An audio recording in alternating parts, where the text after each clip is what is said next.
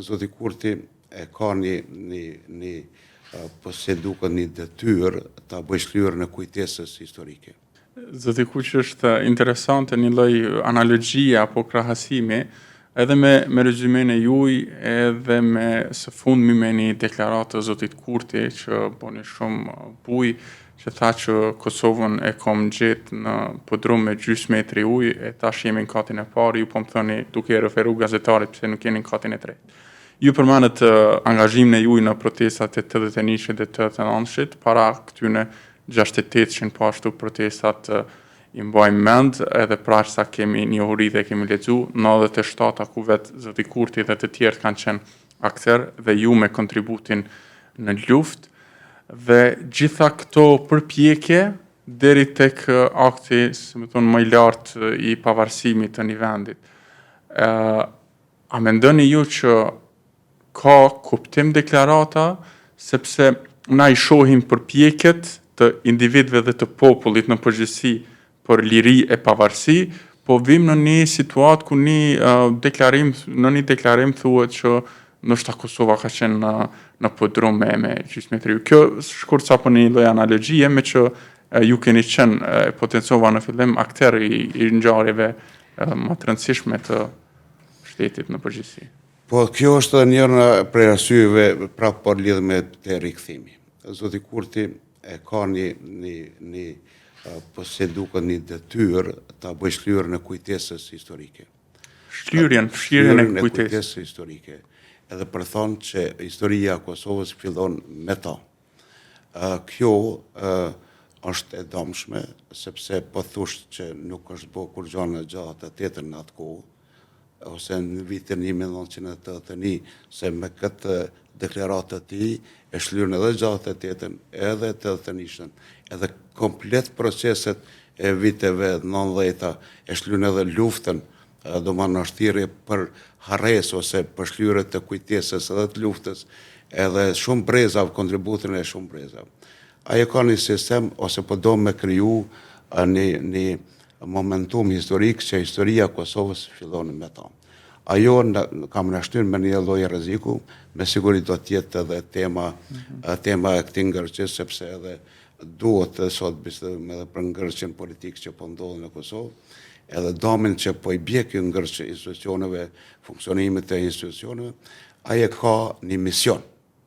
Nuk e di pse e ka, vërtet duhet me pyet ata pse e ka, ku projektohet ky mision, kush janë zbatuesit e këtij misioni edhe sa është i dëmshëm misioni i tij.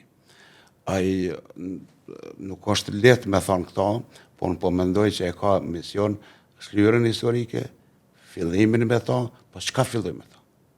Jeni pikpyetje, çka fillojmë me ta? Çka dallon, çka po don me dallu me krejt këto proceset historike. Vazhdimsinë ai nuk e pranon. Se mos edhe po edhe partitë e djatha, kur kam qenë edhe në AK, e kemi pas mision tonë vazhdimsinë.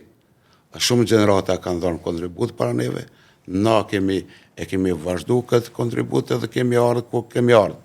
Ku jemi ardhë, unë mendoj që është gjenerata ma e kontribut dhënëse në historinë e tërë historisë të popullit shqiptar, ndoshta mos me thonë pas lidhjes prezenit, ose pas Skënderbeut. Nuk e di në i gjenerat në historinë tonë shqiptare në përgjithësi, e së mos Kosovë, që ka dhënë kaq kontribut.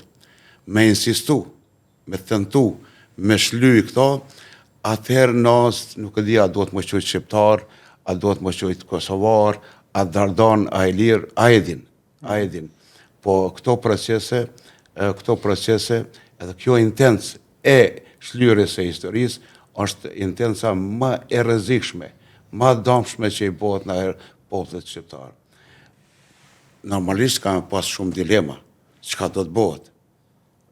Ku është dita D barabartë me 0 e tij, ku fillon historia e tij, atë do të jetë një debat debat në shoqërinë tonë, do t'jetë debat edhe në për institucionet tona edhe sidomos në parlament. E përmendet ditën D, që nërsa dhe për gjeneratat e reja edhe ata që tash në nivelin e arsimimit po duket që çdo herë po shkojmë nga mangësitë e njohurive të përgjithshme që i kemi. Dita D shënon në zbarkimin e trupave në Normandi, në luftën e dytë botërore. Si lloj analogjie e kësaj, po du me ju pyet në ndërlidhje me këtë me që juve sollët në diskutim. A ka një ditë D për juve specifikisht kur vendoset me u rikyç në politikë, në kuptimin formal se e përmendet, na jemi gjallësa politike dhe gjithherë jemi të përfshim në situata politike. Do të thonë, a ka një ditë D, a ka një moment caktuar kur thatë që ndoshta tash është momenti? Po në këtë rrugtimin tim nuk kam qenë vetë. Kam qenë me shumë shok, me qytetarë të komunës tonë edhe shumë trevave në për Kosovë. Pra nuk ka qenë rrugtimi im vetë, po i kemi rrugtu bashkë me ta. Kërkesa atyne ka qenë që me vazhdu këtë rrugtim. Mas më ndalë këtë rrugtim, sidomos në këtë situatë. Pa jo që ka ndiku shumë, që ka inisuat zizën për me rikysh në politikë, ka qenë duke data 27 prill, votimi për president.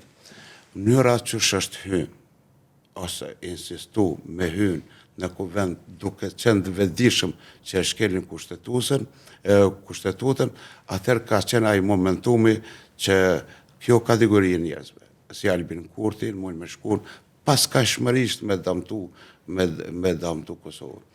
Ne shumë kemi dhënë kontribut, ata që kanë dhënë kontribut, njerëzit kanë dhënë jetën e tyre, kanë dhënë sakrificin, gjakun, gjitha ato, ai me një moment me vetdijet plot e ka shkel kushtetutën.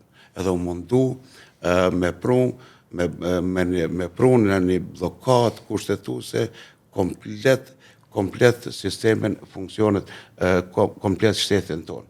Kjo ka qenë ai momenti kyç që unë kom vendos me thonë, jo, nuk bon kështu, duhet asa mundemi, asa kemi potencial, mas me ndodh kjo.